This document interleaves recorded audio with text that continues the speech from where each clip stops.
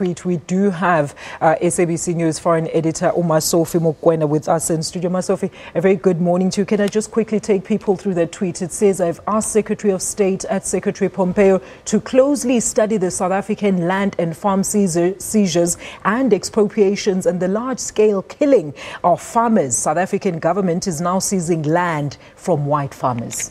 Well, it's sad because Donald Trump watched the program on television. He doesn't have facts. He doesn't even ask his officials to do a proper investigation before taking to the public platform like social media. It's embarrassing for a head of state to do something like that. I mean, the issue of land seizure and also the issue of farm killings, you must have facts, you must have numbers as a head of state, particularly a head of state of such an important country. Secondly, I think now what South Africa is likely to do, as we heard this morning, the president is going to speak to the Minister of International Relations, Melindiwe Sisulu. Melindiwe Sisulu perhaps will ask our ambassador in America to get clarity in Washington, or she is likely to ask an official in the Department of International Relations to seek clarity from the U.S. Embassy in South Africa. We know currently we don't have an ambassador, American ambassador to South Africa.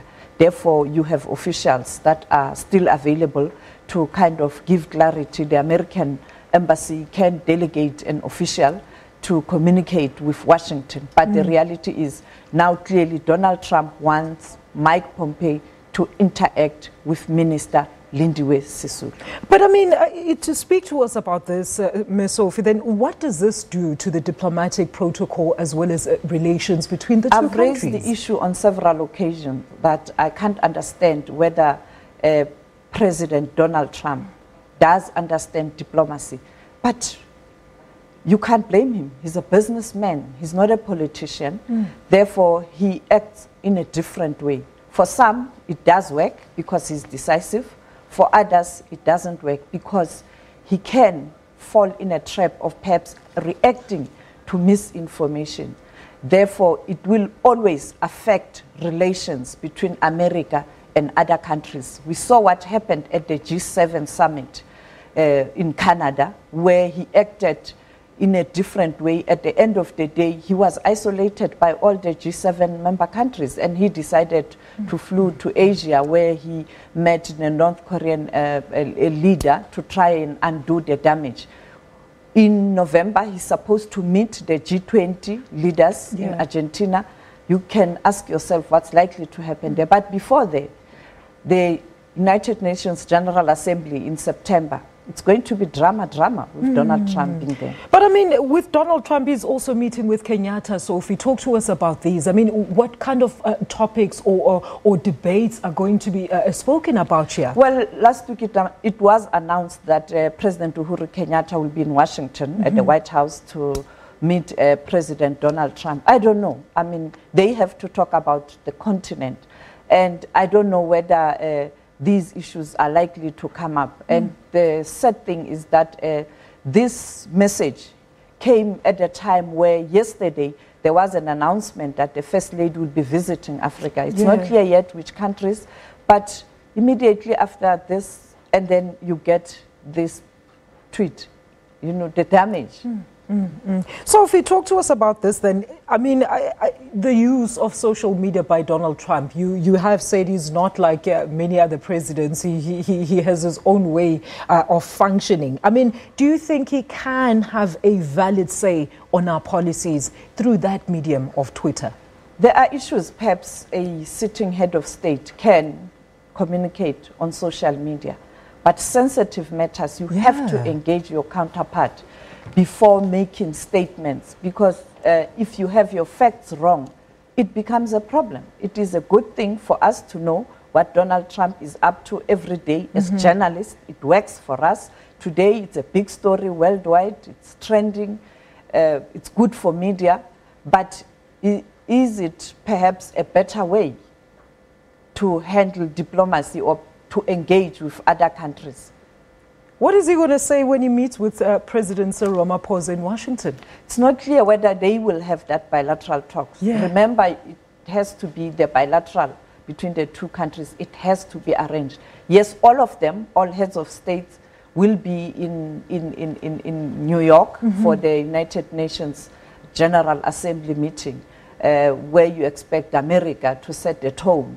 But also, you know that a day before the UN, the UNGA, on the sideline of the UN meeting, you are going to have a peace summit on behalf of, as part of the tribute to Nelson Mandela. So the question is, will America participate in that peace summit? Because yes, it's a UN event, but it's about an African, a former South African leader. Yeah. It is a South African story.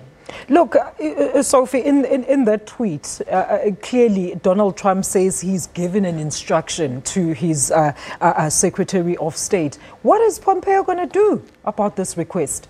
Clearly, Pompeo will have to speak to his counterpart. In this case, Minister Lindiwe Sisulu. Yeah. Mike Pompeo is the Secretary of State. He is actually your Foreign Affairs Minister in the African continent term, Foreign Affairs Minister. South Africa, we call a person who deals with international relations, Minister of International Relations. Therefore, clearly, perhaps a call to Minister Lindiwe Sisulu or Mike Pompeo can take a decision to ask the officials in the department to communicate with officials in South Africa to seek clarity. I don't know, but if you assign your minister has to interact with her or his counterpart. Therefore, the person that Mike Pompeo must interact with is a Minister of International Relations, Lindiwe Sisulu. You know, Sophie, a lot of people are saying, you know, Donald Trump was literally taking statements, as you also mentioned earlier, from what he's been reading. We're speaking to AfriForum. We know that they went on an international campaign and they put this land issue actually on an international level. Do you feel that they were the ones that were perpetuating the wrong message that has now gotten South Africa to be seen in this light?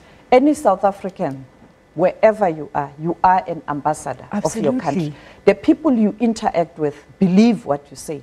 Therefore, we've had many different groups going to the United States of America, not only in the US, but worldwide, even in Britain, lobbying for and against. And we did have many groups who are aggrieved in terms of the land process and the land policy and the reforms in the country. And they can't say we didn't contribute to this hysteria. It did. I mean, they were there. Clearly, they granted many media houses or institutions interviews. They went to different institutions.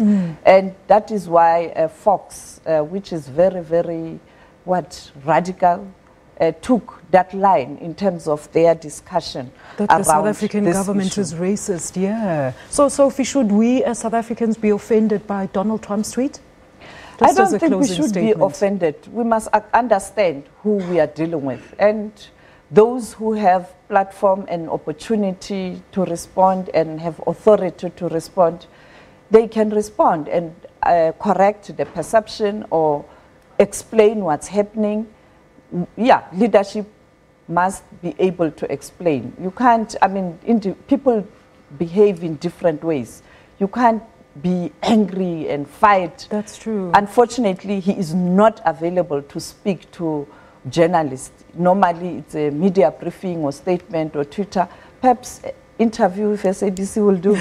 Absolutely, Sophie. We're going to leave it there. Hopefully, you're going to go chase after these people for these sentiments and get them live here on SABC News. I'm going to hand over to Blaine.